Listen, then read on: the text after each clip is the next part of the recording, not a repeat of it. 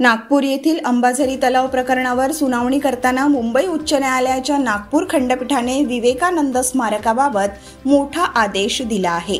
या स्मारकाचे स्थलांतर करून त्यासाठी पर्यायी जागा शोधण्याचे आदेश न्यायालयाने नागपूर महापालिकेला दिले आहेत। यासोबतच अंबाझरी तलावाच्या मजबूतीकरणासाठी गठीत उच्चाधिकार समितीला 12 जून पर्यंत अहवाल सादर करण्याचे आदेश न्यायालयाने दिले आहेत।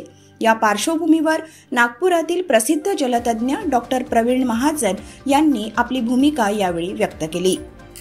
जाता येता अंबाझरी तलावाचं आयुष्य संपलंय आणि जवळपास त्याच्या अगोदर 2016 मध्येच म्हणजे हायकोर्टमध्ये ही याचिका प्रलंबित होती आणि हायकोर्टाने याच्यावर वारंवार निर्देश दिले होते, पण त्या निर्देशाचं पालन महानगरपालिका करत नव्हती। म्हणून 2020ला असं लक्षात आलं, 19लाच असं लक्षात आलं की या धरणाची आता म्हणजे धरणाचं जीवन किंवा धरणाची कपॅसिटी आता घंटा वाजवल्याच्या हिशोबात समोर आली। त्याच्यातले जे भगदाड होते किंवा त्याच्यातलं जे काही काम होतं त्याची 100 वर्षापेक्षा जास्त वय अंबाझरी धरणाचं आहे आणि त्याच्यामुळे धरणाची कुठेच मरामत नव्हती, धरणाची कुठेही दुरुस्ती नव्हती आणि ते पाहत असताना असं लक्षात येत होतं की या सांडव्यावरून जर पाणी समजा चाललंय तर जागोजागी त्याच्यामध्ये त्याची दुरुस्ती नादुरुस्त होते आणि जर एखादा मोठा पाऊस आला किंवा एखादा काहीतरी घटना अशी घडली तर ही अंबाझरी तलाव ही जी 1 किलोमीटरची माती धरण आहे आणि ज्याच्यावरून सांडव्यावरून पाणी जातं ती हेरिटेज समितीच्या माध्यमातून त्याचं काम व्हायला पाहिजे आणि ते जर काम झालं नाही तर भविष्यामध्ये नागपूरकरांसाठी हा धोका आहे हे लक्षात आल्यानंतर मग अंबाझरीनी वाजवली धोक्याची घंटा या बॅनरखाली जवळपास नागपुरातील सर्व मेनस्ट्रीम वर्तमानपत्रात, साप्ताहिकात आणि अनेक न्यूज चॅनलवर, अनेक तुमच्यासारख्या वेब चॅनलवर, तुमच्यासारख्या डेली ज्या बातम्या देतात त्या माध्यमातून मग आम्ही समोर आलो। आता हे समोर येत असताना असं लक्षात आलं की याच्यावर कितीही ओरडलो तरी याच्यामध्ये काही उपयोग नाही आणि त्यानंतर 3 वर्ष सातत्याने हे प्रयत्न करत होतो आणि त्याच्यामध्ये फक्त एक आनंदाची किंवा सुदैवाची बातमी अशी आहे की 2023ला जो महापूर आला नागपूरकरांसाठी जो दुर्दैवी ठरला तर 22ला जर समजा माझ्या या धोक्याच्या घंटीमुळे जर समजा जो सांडवा आहे तो सांडवाच दुरुस्त झाला नसता तर कदाचित 1000-2000 लोकांचा जीव गेला असता आणि हे मी आज नाही म्हणत, मी त्यावेळेसही हेच सांगत होतो की जर समजा हे धरणच फुटलं तर 1,00,000-1.5 लाख लोकांचं नुकसान होईल आणि याचं पाणी पंचशील नाही तर मी तर फार पुढे म्हणत होतो आणि आपण 2023मध्ये पंचशील मोर भवनमध्ये 10 फूट 12 फूट पाणी पाहिलंय आपल्या डोळ्यांनी। तर ही परिस्थिती मी अगोदर सांगत होतो, म्हणजे मी आज हे बोलतो असतलं नाही। अंबाझरीनी वाजवली धोक्याची घंटा हे मी ऑलरेडी 2020मध्ये छापलं होतं, म्हणजे मी एकट्यानेच नाही तर मी हे केल्यानंतर माझ्या प्रत्येक ठिकाणी याबाबत हळूहळू सगळ्याच वर्तमानपत्रांनी माझ्या या बातमीची दखल घेतली आणि त्याला प्रसिद्धी दिली आणि नागपुरातलं एकही वर्तमानपत्र असं नाही आहे की ज्यांनी या अंबाझरीच्या प्रश्नावर आपला मत मांडलेलं नाही असं नाही आहे। त्यांनी सुद्धा जनतेच्या जीवनाच्या काळजीपोटी हे सर्व केलं, पण हे सर्व करत असताना त्यांनी कुठेही असं काही झालेलं नाही आहे की ज्याच्यामुळे याच्यावर ताबडतोब उपाय होईल आणि जलसंपदा विभागाने याला 2 कोटी रुपयाचं काम काढून याचा सांडवा केला आणि 1000-2000 लोकांचे शक्यतो जीव वाचवले असं माझं मत आहे। कारण तो जर सांडवा झाला नसता त्याचे फोटोग्राफ्स पाहिल्यानंतर तुमच्या असं लक्षात येईल की हा कधीही क्षतिग्रस्त होता, हा कधीही फुटला असता। त्याच्यामुळे हे काम त्यावेळेस जर झालं नसतं तर कदाचित आपल्याला याबाबत फार मोठं नागपूरकरांवर जे काही संकट आलं ते संकट फक्त आज जीवहानीत न जाताना आपल्या फक्त आर्थिक नुकसानीत गेलं, पण त्यावेळेस ते जीवहानीतही गेलं असतं. तो सांडवा तयार झाला नसता तर. तो सांडवा झाल्यामुळे अंबाझरीमुळे जीवहानी झाली नाही. पण 2019-20ला सुरुवात झालेल्या या सर्व याची कुठेही दखल घेण्यात आलेली नाही, हे दुर्दैव आहे. त्यानंतर काय झालं की त्यानंतर मग मी सोशल मीडियावर आणखीन अनेक ठिकाणी यावर चर्चा घडवत गेलो आणि त्या चर्चेनंतर याला इतका चांगला प्रतिसाद मिळालेला होता की शेवटी अंबाझरी खरंच फुटणार का या चर्चा चालू झाल्या होत्या. आणि त्याच्यानंतर शासनाने हे केलं. त्या मेन टाईममध्ये, त्या मधल्या पिरियडमध्ये मी पत्रव्यवहार केला.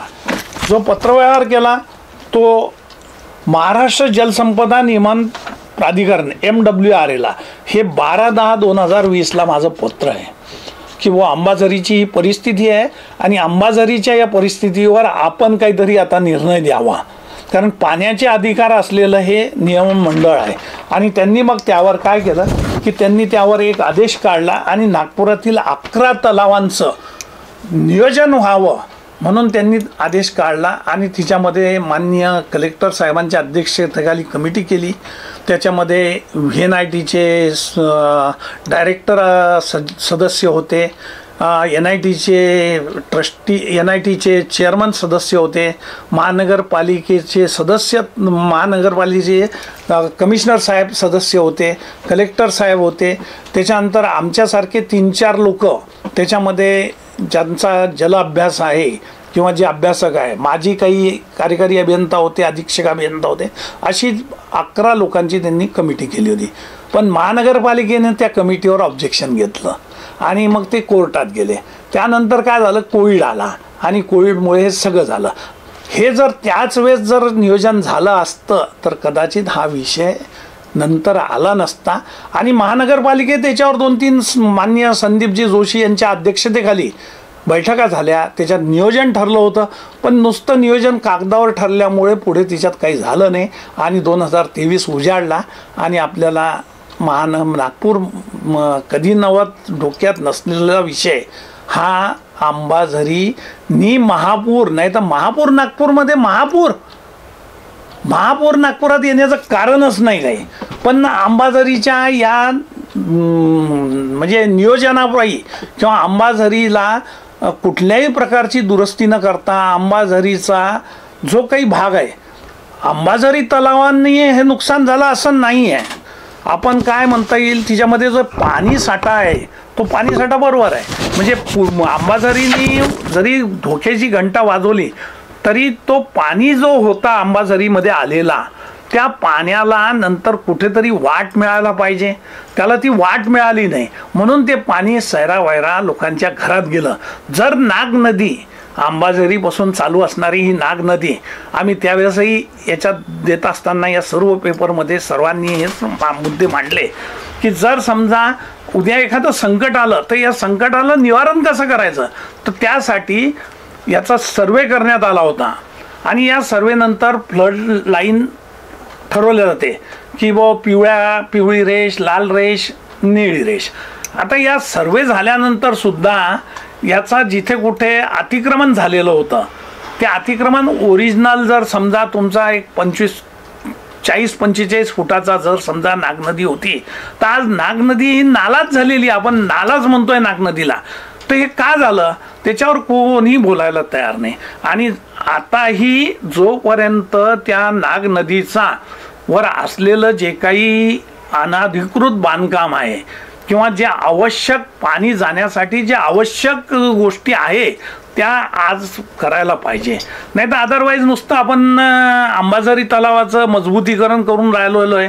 आणि अंबाझरी तलावाचं मजबूतीकरण तर आवश्यकच आहे, पण त्यासोबत जर समजा असाच पाऊस आला, 100 mm जर 2 घंट्यात पाऊस पडला असं जे काही म्हटलं जाते, तर 100 mm 2 घंट्यात पाऊस पडला तर ते पाणी शेवटी निचरा होण्यासाठी जी व्यवस्थाही पाहिजे ना, ती पाणी जर समजा निचरा होणार नसेल, पाण्याचा निचरा जर होणार नसेल तर उपयोग नाही ना त्याचा. म्हणून पाण्याचा निचरा होणे आवश्यक आहे. तर आपण त्याला साधारणतः काय की जो म्हणजे 17 किलोमीटरची जी नाग नदी आहे, तर त्या नाग नदीचा हा विषय आपण फार महत्त्वाचा मानला पाहिजे. कारण नाग नदी हळूहळू छोटी होत गेली. जुनी नाग नदी आणि आजची नाग नदी हा सॅटेलाईटने पिक्चर जर त्यावेळेस आपण काढले तर कदाचित आपल्या लक्षात येईल की नाग नदी कशी अरुंद होत गेली. त्याच्यामुळे जी अरुंद नाग नदी झालेली आहे ती अंबाझरीपासून पुढे रुंद कशी केल्या जाईल आणि ती किती लवकर केल्या जाईल हा निर्णय पण त्याच्यावर होणे आवश्यक आहे. त्याच्यामुळे जर असं झालं, नाही तर नुसतं अंबाझरीचं मजबूतीकरण केलं आणि नाग नदीतून पाणीच गेलं नाही तर ते शेवटी पाणी कुठून तरी ओव्हरफ्लो होणार आहे. मग ओव्हरफ्लो झालेलं पाणी त्याच भागात परत जाणार आहे. म्हणून नुसतं याच्या अलावा केजी कॅसलमधून जर 18-20 फुटाचं कमीत कमी जे काही पाहिजे आपल्याला जागा मीटरची, ती जागा आपल्याला तयार करणं भाग आहे. मग पुढे मग ती रिंग स्केटिंग रिंगवर गेली आहे. तिथून पुढे आपण गांधीनगरपर्यंत आलेलो आहे. गांधीनगरपासून सुद्धा पुढे काही ठिकाणी जिथे जिथे अडथळे निर्माण होतात आणि त्याच्यासाठी जो सर्वे झाला आहे त्या सर्वेनुसार जिथे कुठे त्या सर्वेमध्ये म्हटलेलं आहे की हा पाण्याचा निचरा होण्यासाठी हे प्रॉब्लेम आहे, तिथे तिथे कुठलाही भाग असेल तो तरी शासनाने आणि माननीय कोर्टाने याच्यावर निर्देश दिले तर ते फार काम लवकर होईल असं अपेक्षा आहे. आदरणीय विवेकानंदजींचं जे स्मारक आहे ते तर अंबाझरीसोबत नागपूरकरांसाठी वैशिष्ट्यच आहे, याच्यात काही वाद नाही. आणि विवेकानंदांचं स्मारक तिथे आहे तो वादांकित मुद्दा व्हायलाच नाही पाहिजे. तो वादांकित मुद्दा का होतोय याकडे पण लक्ष द्यायला पाहिजे. म्हणजे स्मारक काही शासनाचे नियम होते, त्या नियमानुसार तो स्मारक त्या भागात आला, तो नियमात होता नाही होता या वादात मी पडणार नाही.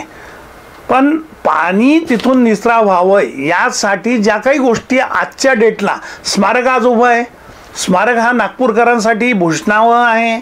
विवेकानंदजीच्या बाबत अनेक लोकांच्या मनात आदर आहे, जवळपास सर्वांच्याच मनात तो आदर आहे असं माझं मत आहे. माझ्याही मनात तो आदर आहेच आहे, तो काही वाद नाही. पण आता नियम काय, कायदा काय, याच्यातून मार्ग काढणं महत्त्वाचं आहे. मग त्यासाठी काय करायला पाहिजे, तर त्यासाठी जर समजा 2 पर्याय याच्यात असू शकतात.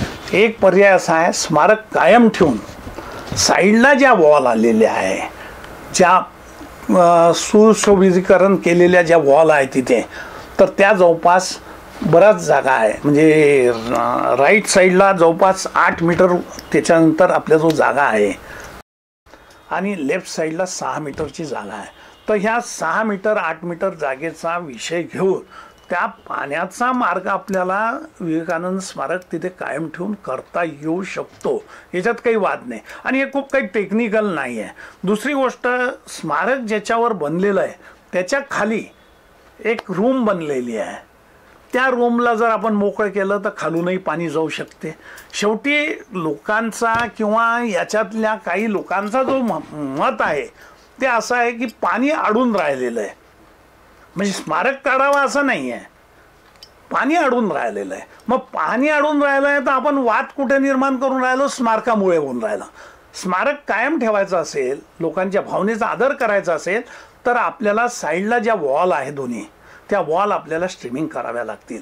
आणि त्या वॉल जर आपण स्ट्रीमिंग केल्या तर हा प्रॉब्लेम सॉल्व्ह होऊ शकतो. एक आणखीन 100 mm पेक्षाही समजा आपण समजू की एक 200-250 mm पाणी पडला कॅचमेंटमध्ये तिकडे मागे अंबाझरीच्या, तर त्यावेळेस नुसत्या वॉल साईडला करून फायदा नाही.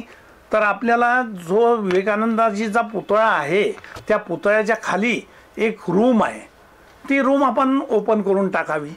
म्हणजे ॲटोमॅटिक त्या रूमच्या खालूनही पाणी जाईल जर समजा. आणि याचं डिझाईन ड्रॉईंग होत असताना, कुठल्याही गोष्टीचं डिझाईन ड्रॉईंग होत असताना, म्हणजे डॅमचं, धरणाचं, आता त्यावेळेस 150 वर्षापूर्वी 100 वर्षापूर्वी काय पद्धत होती माहीत नाही, पण 100 वर्षातून एक वेळाच फक्त असा पूर पकडला जातो आणि तो बहुतेक 23मध्ये येऊन गेला असं समजायला काही हरकत नाही.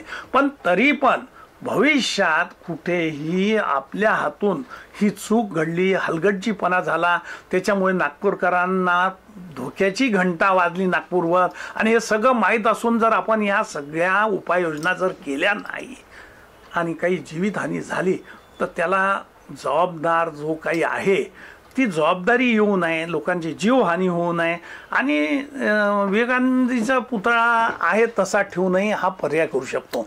दुसरा एक मार्ग याच्यावर असा आहे की समजा पुतळा त्याच भागात ठेवायचा आहे तर जसा सरदार सरोवरमध्ये वल्लभभाई पटेलांचा पुतळा पाण्याच्या आत आहे तसाही करता येईल. हुसेन सागर हैदराबादला आतमध्ये आहे. असं करून भव्य दिव्य त्यांचं स्मारक आतमध्येही पाण्याच्या आत उभारला जाऊ शकतो. थोडा फायनान्शियल कॉस्टली भाग असू शकतो पण एवढंच म्हणजे जर हे करायचं असेल की पुतळा तिथे नकोच आहे तर आतमध्ये नेता येईल. तसंही रोज जवळपास मी समजतो आहे की 50 लाख लिटर पाणी रोज सोडून राहिलेले आहे. अंबाझरी तलाव पूर्ण खाली करावा लागणार आहे. अंबाझरी तलाव खाली करत असताना त्याच्यासोबत हेही काम करता येऊ शकते खाली झाल्यावर. त्याच्यामुळे अडचण तशी काही नाही आहे. फक्त हा निर्णय जी कमिटी आता घेणार आहे ती सगळी तज्ज्ञ कमिटी आहे. माझ्यासारखा एक छोटा जल अभ्यासक म्हणून मी तुमच्यासमोर बोलतो आहे पण त्या कमिटीने मी जे 2 मुद्दे मांडतो आहे त्या मुद्द्यावर त्यांनी पण विचार करावा अशी माझी निश्चित विनंती राहणार आहे. पण कुठेही वाद निर्माण होऊ नये नागपूरकरांमध्ये किंवा नागपूरकरांच्या एक भावना कुठेतरी दुखावल्या जाऊ नये यासाठी सर्व लोकांना सामावून घेणारा हा निर्णय असू शकतो की पुतळा तसाच ठेवून पाण्यासाठी जी वाट काढायची आहे त्या वाटीचाही मार्ग आहे किंवा याच्यापेक्षा आणखीन भव्य नागपूरकरांना पुतळा देऊ शकतो आपण पाण्याच्या आतमध्ये ठेवून तोही एक मार्ग आहे. आता हे 2 मार्गापैकी कोणता मार्ग ती जी कमिटी शासनाची नेमलेली आहे हायकोर्टनी जी कमिटी नेमलेली आहे तर माननीय हायकोर्टांनी दिलेल्या निर्देशानुसार ते निर्णय घेतील.